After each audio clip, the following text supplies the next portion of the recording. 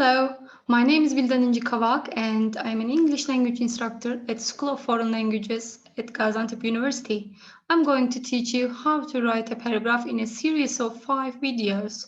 Each video will teach you something about paragraph writing. In this specific video, we will cover how to write a paragraph. So let's look at our outline. So here we will talk about how to write a topic sentence with a detail of topic and controlling idea, and how to write supporting sentences by using facts, opinions, examples, statistics, quotations, and also how to order your supporting sentences with 3 different ordering styles: spatial, time, and order of importance, and also concluding sentence with a detail of unity and coherence. Okay, let's look at the sample paragraph that we have seen in previous videos. And here we will look at where the topic sentence is. As we all know, it's the first sentence of your paragraph. So if you want to give more details, it tells the reader what the paragraph is about. So we said it's the first sentence of your paragraph. It has 2 parts, the topic part and the controlling idea part. So let's look at the sample topic sentences and analyze where the topic and controlling ideas are. So people do sports for many reasons. The topic part is the general part. So people do sports. That part is the topic part. For many reasons, that's the controlling part because it limits the topic part. Let's look at another one. There are a lot of advantages of doing sports. So doing sports is the general part, so that's the topic. There are a lot of advantages of doing sports. This part, there are a lot of advantages. That's the controlling idea. Doing sports is the best activity to stay healthy. So here you can see doing sports is the topic, is the best activity to stay healthy, is the controlling idea because it limits the general topic of doing sports. The next one is dogs are perfect assistants in many emergency cases. So dogs is the topic and the perfect assistants in many emergency cases. That's the controlling idea. And if you are a university student, that's the topic, you might come across several problems. That's the controlling idea. Let's look at the answer key. As you can see, the words in green are the topics, and the ones in red are the controlling ideas. So you get the topic and the controlling idea, and then it will give you your topic sentence. So also I want to get your attention on the first 1, 2, 3 topic sentences. So they are all different from each other. If you look at the topic, doing sports, do sports, doing sports, doing sports, so they are all the same. But the controlling ideas, controlling parts, control and narrow the topic down. So here, do sports for many reasons. It will give the reasons of doing sports. In the second one, it will give the advantage of doing sports. In the third one, it will be telling us about the activities. So doing sports.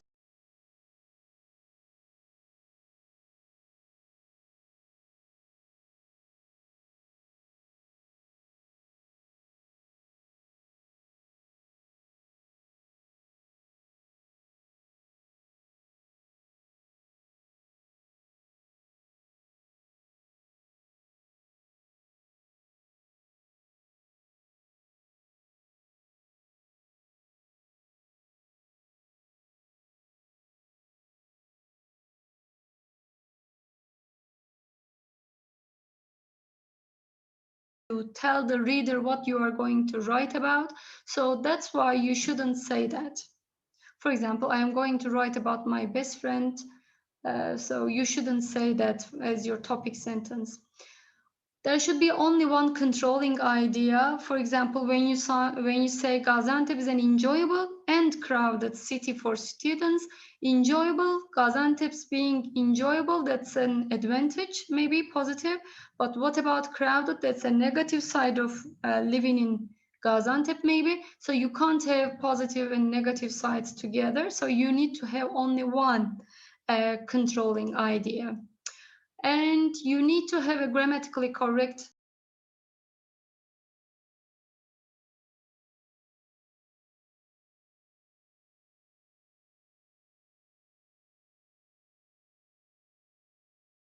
be. There are many advantages of being a university student. Supporting sentences. Here we will see again, you know this paragraph now, problems of university students, because I do all the analysis on this paragraph. That's the sample paragraph in the from the previous videos as well. The middle part of your paragraph, because first you got the topic sentence and the last sentence of your paragraph is the concluding sentence, and in the middle you got a large supporting sentences part. That's the biggest part of your paragraph, and it's got transition words such as first, secondly, also, in addition, finally. So these are all the transition words showing that they are, supporting ideas. Let's look at them in details. There are different kinds of methods to support your ideas. So you can use facts, opinions. For example, when we say facts, they are true about a subject for everybody. So they are objective statements. For example, you can say oranges contain a lot of vitamin C, or Ankara is the capital city of Turkey. So these are true for everybody. But what about the statements that are based on a person's beliefs or attitude? So these are subjective statements. Oranges at the supermarket are really delicious. So it can change actually. It can be delicious for one person and it can be not delicious for another person. So that's subjective statement. And you can support your ideas with examples. These are your personal experience, based on your personal experience and knowledge. And you use these structures, for example, for instance, such as, and let's look at the examples. Kaan is my best friend, for example, or for instance, whenever I need him, he's always with me to support me. Next one, I can play several instruments, for example, the guitar, the flute, and the violin. And soothing music, such as classical music, helps me to relax after a busy day.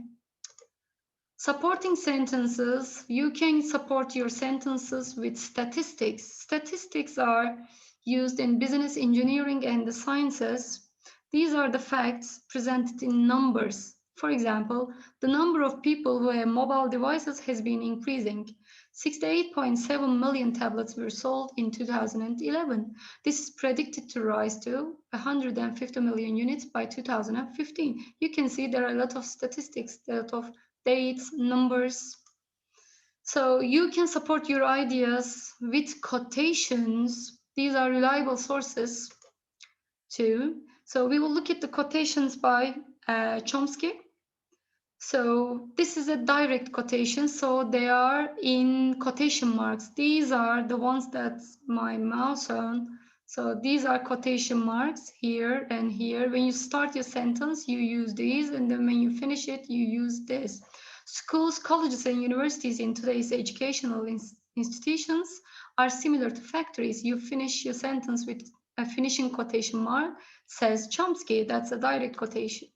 Another quotation, the same quotation, but it's written in an indirect way. According to Chomsky, here we don't have quotation marks, but we've got according to. Schools, colleges, and universities in today's educational institutions are similar to factories, indirect one. Another one, Chomsky states that, here we use states that, schools, colleges, and universities in today's educational institutions are similar to factories. That's another indirect quotation. So what about ordering your supporting ideas? There are three ways of ordering your supporting ideas. The first one is special order. They are used for describing an object, a place, a person. You can do it from outside to inside if you are describing a place, for example, or you can describe it from left to right, right to left, from top to bottom, or bottom to top. So there's a sample paragraph that's written in special order. You will see, I will just start reading some of it. My apartment is so small that it will no longer hold all of my possessions. Every day when I come home from school, I am shocked by the clutter. The wall to my immediate left is completely obscured by art and movie posters that have become so numerous they often overlap, hiding even each other. Along the adjoining wall is my sound system. CDs and tapes are stacked several feet high on two long tables. The big couch that runs across the back of the room is always piled so high with school books and magazines that the guest usually ends up sitting on the floor. To my right is a large sliding glass door that opens onto a balcony. So you can see there are a lot of directions on my right, in my left, on my left, and adjoining wall, overlap. So my immediate left. So it tells you the position of the objects in a room in a very clear way, so you can imagine where the things are in a room. So this is called spatial order. So the second one, time order, it's also called chronological order. So they are used when explaining the process of doing something or telling a story. It's organized in the order of their occurrence. So let's look at the sample paragraph. It's very easy to make a perfect cup of coffee if you follow these steps. First, you should keep a bowl on the stove with some milk. Then boil the milk for some time. After that, take a glass with some sugar and some coffee powder. Then pour the milk in the glass where you added the coffee and sugar. Finally, you can mix it. Now the coffee is ready and you can drink. As you can see, making coffee takes only a little effort. You can see it's organized in the order of their occurrence. So here the transition words, signal words first, then after that, then finally, as you can see, these are really important. So you can follow how it processes. Another one, order of importance, and they are used for giving an opinion, comparing, contrasting, cause and effect paragraphs. So you can use this ordering from the least important to the most one, or from the most important to the least important one. So here I provide you with some useful structures. So they are for chronological order, time order, cause and effect relationship, spatial order, order of importance, and logical order. So you can use them when you are writing your paragraphs. So here, the summary of ordering supporting sentences. The first one, chronological order. So it presents details in the order in which they occur. That's the spatial order, presents details according to their location in space. And order of importance, arrange details from the least to the most important or the opposite. And the logical order, you can add this one too. It groups related details together. And concluding sentence. Here you can see from the sample paragraph, it's the last sentence of your paragraph. So you restate what you have written in a whole paragraph in one sentence. So it summarizes everything that you have just written about. It restates, it states again the main idea expressed in the topic sentence by using different words this time. It makes a final comment about the topic. It starts with one of the transition words. For example, you can see here to summarize, to restate, to make a final comment. As you can see, as it's seen, all in all, to put in a nutshell, to sum up, to summarize, to conclude, in conclusion, these are for summarizing. What about for restating? In short, in brief, to conclude, in conclusion. And for making a final comment, you have as a result, consequently, in conclusion, therefore, all in all. After all these transition words, you write your concluding sentence. Here, sample concluding sentences we will see.